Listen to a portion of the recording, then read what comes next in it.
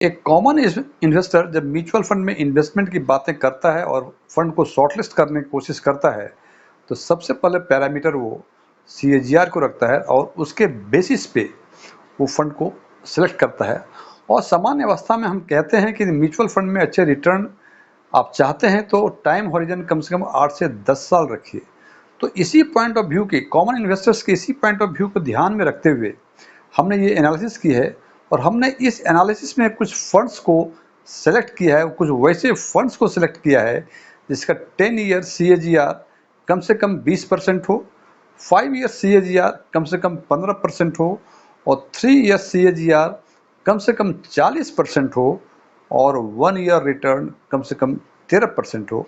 तो चलिए आइए देखते हैं कि वो फंड कौन से हैं और उनको हमने इन्वेस्टमेंट के लिए शॉर्टलिस्ट कैसे किया है, क्या प्रोसेस अडॉप्ट किया हुआ है।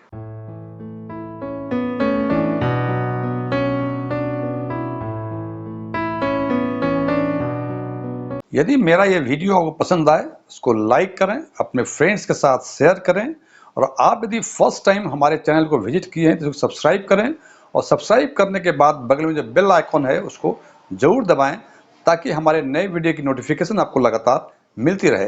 एस्ट्रॉन टेक्सफिन में आपका एक बार फिर से स्वागत है। मेरा नाम DM झा है। 10 साल से पुराने टोटल फंड 568 थे और उस 568 में से केवल 20 फंड ऐसे थे जिनका रिटर्न 20% से अधिक था। और यदि इसकी तुलना हम करें कि कितने परसेंट फंड ऐसे हैं जिनका return 10 year CAGR more than 20% है, इट इज़ 3.52%। मैं फिर रिपीट कर दूं, ये डाटा जो दिख रहा है आपको, ये 10 साल पुराने फंड हैं। इसका मतलब आज के दिन में 10 साल या उससे अधिक पुराने फंड ने टोटल संख्या 568 है और उनमें से 20 फंड ने 20% से अधिक का रिटर्न दिया हुआ है। अब यदि बात करें कि इन 20 फंड्स में से किस किस AMCs के फंड हैं, तो हम देखते हैं कि क्वांट और SBI के 3 फंड हैं। 3 फंड क्वांट के, 3 फंड SBI के, कोटक के 2 फंड और फ्रैंकलिन के 2 फंड और ABSL, Canara, DSP, एडलवेसिस, HDFC, ICICI, Invesco, Mirae Asset, Nippon और UTI के एक एक फंड है।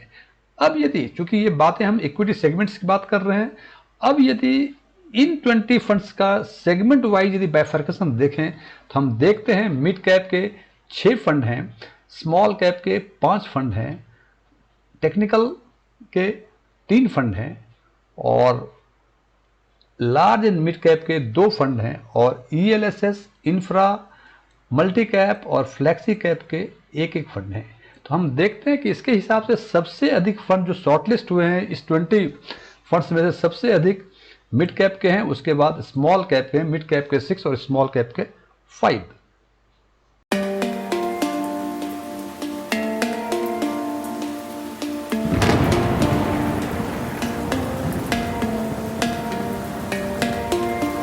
अब हम इन 20 फंड को फिर फर्दर शॉर्टलिस्ट करते हैं। तो सबसे पहले हमने जैसे बताया था आपको 10 ईयर के CAGR मोर देन 20%, 12 फंड्स थे, 20 फंड थे और इस 20 फंड में से हमने उन फंड को शॉर्टलिस्ट किया जिनका 5 ईयर CAGR मोर देन 15% था और वैसा फंड केवल 12 था।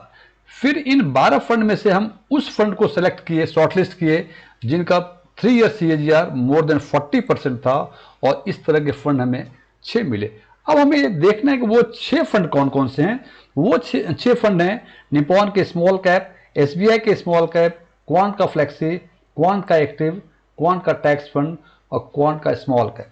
तो हम देखते हैं कि आउट ऑफ 6 फंड्स 3 फंड हैं स्मॉल कैप के, निप्पॉन, SBI और कोटक के, और क्वांट के एक फ्लेक्सी, एक मल्टी कैप और एक टैक्स फंड है। यदि अभी तक ये दिख रहा है कि हमने इन 6 फंड में 3 ईयर CAGR मोर देन 15% हैं, 5 year CAGR it is more then 3 year CAGR it is more then 40%, 5 year CAGR it is more than 15% और 10 year CAGR it is more then 20%। लेकिन अब हमें यह देखना है कि पिछले एक वर्ष में इन फंड ने किस तरह का परफॉर्मेंस दिया है। तो हम देखते हैं कि निप्पॉन स्मॉल कैप का is 28.06%, SBI small cap 20.42%, quant flexi 19.98%, quant active 16.08%, quant tax 15.16% और कोटक का small cap it is 13.06%।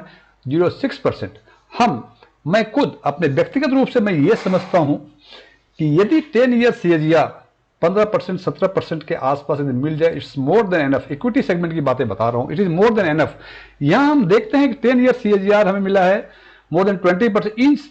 In all 6 funds में 10 साल का CAGR मोर देन 20%, 5 ईयर्स का CAGR मोर देन 15% और 3 ईयर्स का CAGR मोर देन 40%, और 1 ईयर का रिटर्न, लास्ट रिटर्न जो सबसे कम, it is 3.06% in Kotak small cap. Otherwise in all the fund it is more than 15% and highest is in the Nippon small cap. अब निर्णय आपको लेना है कि क्या इस बेसिस पे हम फंड को सेलेक्ट कर सकते हैं।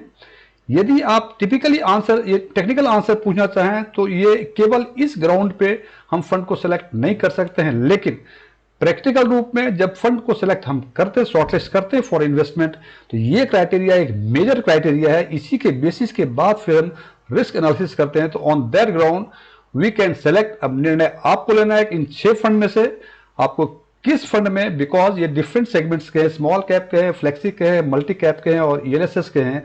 ये डिपेंड करता है, ये सेगमेंट डिपेंड करता है इंडिविजुअल इन्वेस्टर्स के रिस्क परसेप्शन पे। तो ये आपको निर्णय लेना है कि आप किस सेगमेंट को आप पसंद करते हैं